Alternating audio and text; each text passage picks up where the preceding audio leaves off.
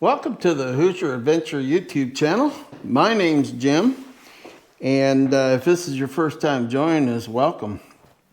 And if you're a return subscriber or viewer, we graciously appreciate you folks all together.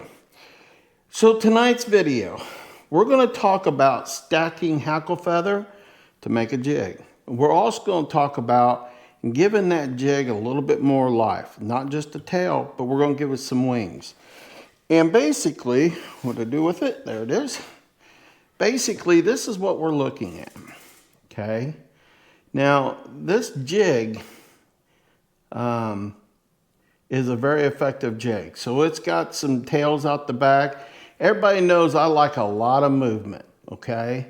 But then you add these wings on here, okay? And, you know, in the water, believe it or not, they're very effective in attracting strikes, okay? There's times that you can use a regular hand-tied jig that doesn't have wings, same colors, and not get a strike. You put the one out there that's got the little wings on it, you're catching fish. So there are times when just that little additive is going to make a world of difference. So let's show you how this jig's done up, and hopefully you can go out and catch you some crappie. All right, so when we're talking about stacking hackle feather, okay, that means we're taking multiple layers of hackle feather and we're just going to layer it together, okay? The end result is this. So we have a beautiful tail section that really just floats, okay? Now this will streamline quite a bit in the water, but at the same time, it's really gonna give that jig some life, okay? Now we're gonna start every jig I ever tie. If you've been around the channel, you know I start with my Loctite super glued gel, okay? Now there's Sally Hansen, there's a lot of different glues out there, guys. There is no such thing as a bad glue. I use the Loctite gel because it's just less messy, okay? It's just as effective and it does a great job of holding this jig together. Any of the jigs I tie. All right.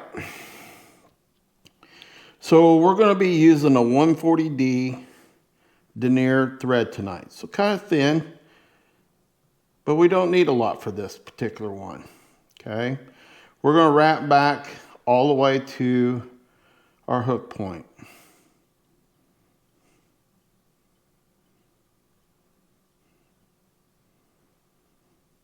And then bring it back forward. Clear the head. And then what we want to do is we want to trim that little tail off. All right. Now what you're going to want to do is you're going to want to try, this is skirting. That's all it is, colored skirting. You can get this stuff on Amazon. There's a ton of places you can get it, okay? Now what you want to do is you want to kind of line this up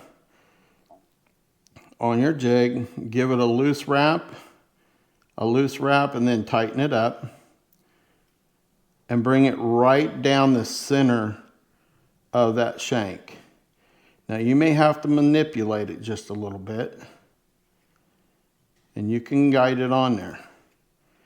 So what we're looking for is for that to be dead center, okay? And then we're just going to wrap this all the way back and then we're going to pull that forward.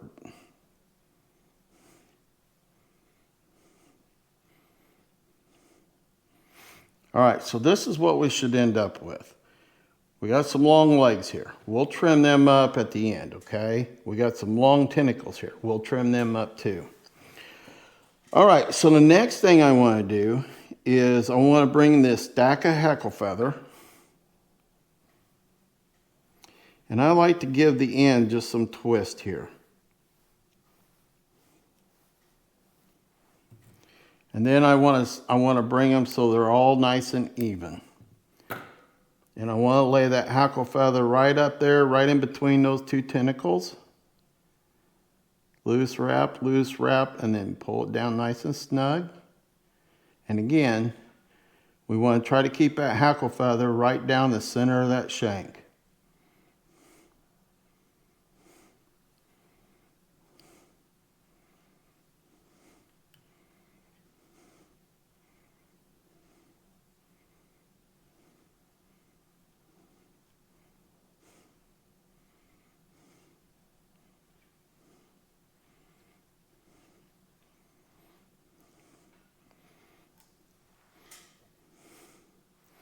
All right.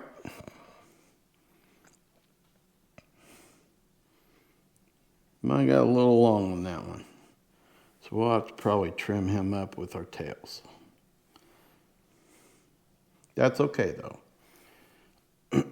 All right. Now this is the part where a little bit goes a long way. Okay. Crystal flash. All right.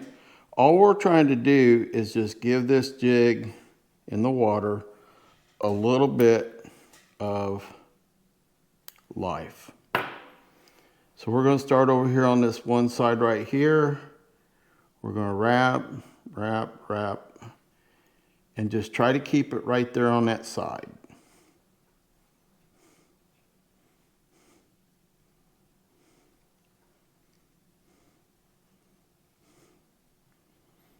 Okay.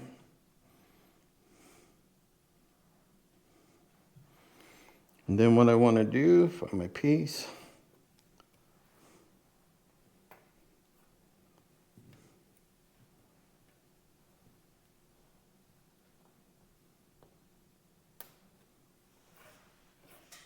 Get it picked up.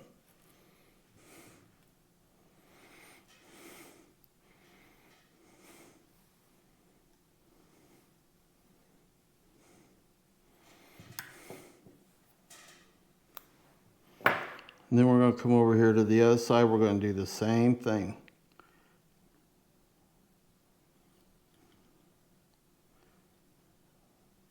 So no matter how this jig is swimming in the water, we're getting the same full effect with our crystal.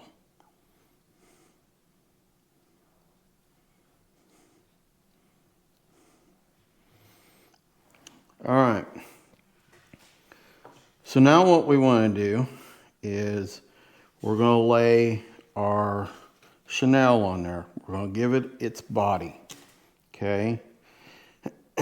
What you want to do is you want to just pinch off the end and you'll be left with just that piece of thread sticking up right there. Okay. And you want to start that thread about the base of where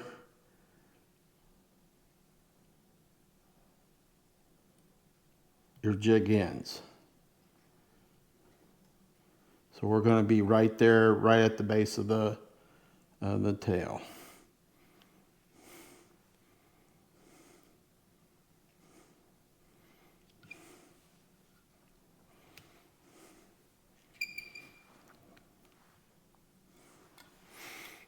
Now we're going to start the wrapping process.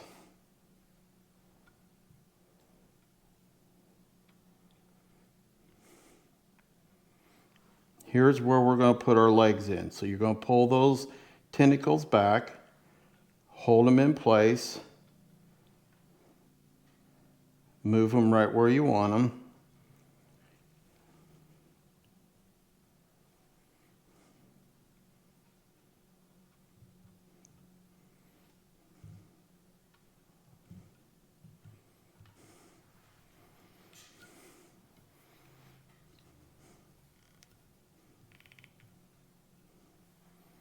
Give it the look that we're going for here before we tie it all in.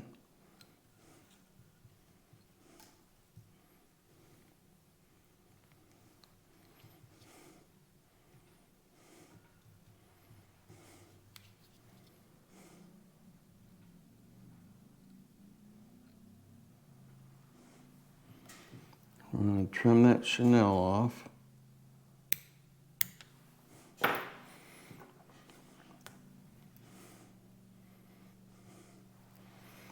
Then we're going to wrap and tie this all in together. I like to give this jig plenty of wraps here. It just really locks it all together.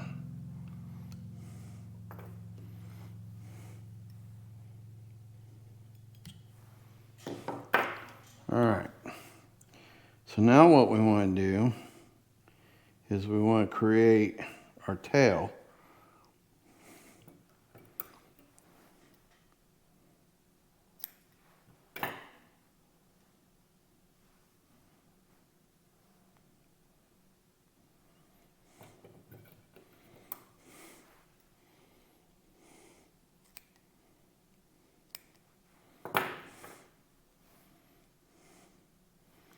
And then what we want to do is we want to pull those tentacles up, stretch them out,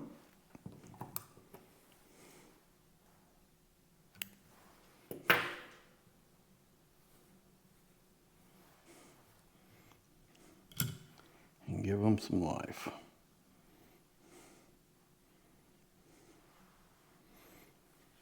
Put a little bit more curvature to our tail.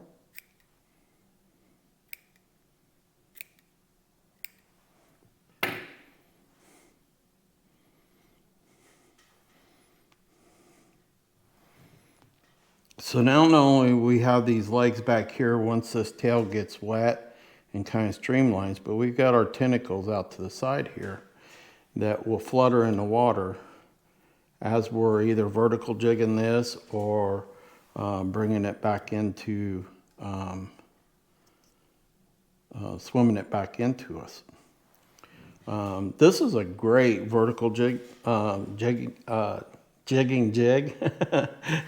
Say that real fast. It's a great jig for doing that kind of stuff. It really comes alive in the water. You know, you can size your tentacles up. This one's a little longer. So this one's just past the point of the hook, and these are just in front. No, they're right at the bend of the hook. So either one's fine. You know, the vibration that these produce is very minimal, but the fish sense it, and it's something that attracts them. So you know, I would tell anybody, you know, that's just starting out tying jigs, you know, to practice a few times before attempting to do this particular one, just with a regular stacking your hackle feather, you know, getting it, learning what that hackle feather looks like, because you can see how that hackle feather grew on me there at the end on this one. And in reality, you know, the twisting kind of helps bring them, in my opinion, more in line with each other, and giving it some kind of look. Now, you can stack these one at a time too. So you can tie one in, bring another one in, and tie it. There's a lot of guys that do it that way, and I mean, they make some really sharp jigs. I don't like trimming the tail. In other words, once I've got my hackle feather pretty much right where I want it, I don't like trimming these tails. I want to try to make sure that I'm spot on when I put it on here. Just like this one here. This one was pretty spot on. Now, you know, I got a little long on this one, but I got a lot of lights hitting me for the camera and stuff, so it's kind of hard to see. So that's my excuse, and I'm sticking to it. But I don't like trimming it, because you lose some of that really swimming effect that the ends of this hackle feather really gives you in the water. So practice that part first. Make sure that, you know, you're able to really size it in there and lay it in there so that, you know, you're getting that full, you know, like here, I mean, you're cutting that right there, okay? Because you don't want much more than that past your hook point, or the fish will start short striking you. All right. It's a quick little video, but I wanted to get it out there. I really enjoy fishing these, and you know, spring's a coming and vertical jigging is going to be here. We've got a lot of lakes and rivers that are got the spring rains filling them up and stuff, so you're going to be able to get up in those heavily you know, brushy areas, and you know, vertical jigging's, you know, the way to go in the springtime. You know, the water's going to be dirty, a lot of times very cloudy, so these bright colors go a long way to enticing the fish into a strike. And you know, we're not that far away. Probably by the time this video comes out, you know, we're going to be right there at the spawn. So great time to be fishing in the shallows and up in the stumps and the brush. So all right, guys, this was a quickie but a goodie. Hopefully you guys enjoyed the video. If you did, do me a favor, hit that thumbs up right there, okay? It's a click of a button, helps the channel out tremendously. And if you're inclined, hit that subscription button and notification bell over here. Well, over here. Hit that notification bell over here, and that way you know when we're uploading a video. If this was your first time visiting us, please come back. Check out the rest of our videos. We love having you be a part of our Hoosier Adventure family. All right, guys, that's it for tonight. Good night. I'll see you on the next video, and remember, always be kind. Good night, everybody.